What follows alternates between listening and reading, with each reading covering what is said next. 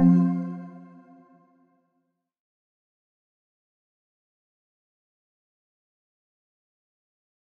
est primordial de bien comprendre le rapport de taxes avant de compléter la déclaration officielle.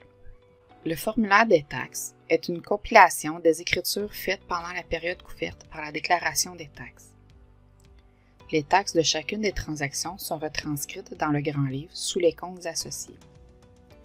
Le rapport se rapporte au grand livre pour construire le rapport de déclaration des taxes. 4 comptes sont utilisés dans la saisie des transactions pour construire le rapport de taxes. Les comptes 10 450 et 10 470 sont les taxes qui seront réclamées au gouvernement lorsqu'une facture d'achat a été saisie. Tandis que les comptes 30 450, 30 470 seront les taxes qu'il faudra retourner au gouvernement lorsque l'entreprise a vendu un produit ou un service à un tiers. Une fois le rapport de taxes généré à l'écran, il est important de bien comprendre d'où viennent les montants. La ligne 101 est le chiffre d'affaires de l'entreprise pour la période de déclaration.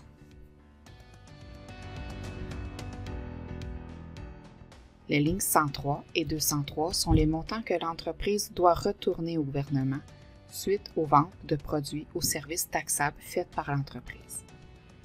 Par exemple, des travaux forfaits ou transport de grains effectués chez un client.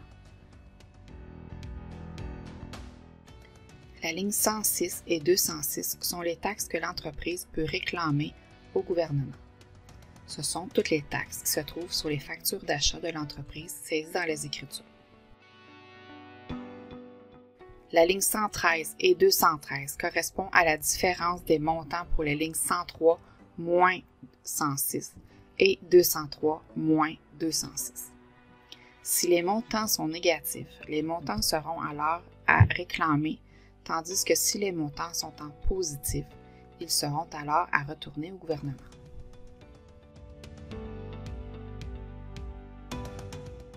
La deuxième partie est le résumé de la partie supérieure. Les taxes sont retransmises dans les cases appropriées.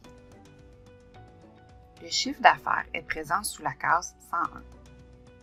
Dans les colonnes sous TPS à déclarer et TVQ à déclarer, les cases 105 et 205 correspondent aux taxes à retourner. Les cases 108 et 208 correspondent à la taxe qui peut être réclamée. À la dernière ligne, le symbole « égal » est présent pour inscrire la différence en positif ou négatif des deux colonnes. Les résultats des deux montants sont alors combinés pour y être inscrits dans la section « Remboursement net demandé » si le gouvernement doit rembourser les montants inscrits dans la case. Sinon, le résultat est inscrit dans la case « Solde à remettre » si l'entreprise doit remettre un solde au gouvernement.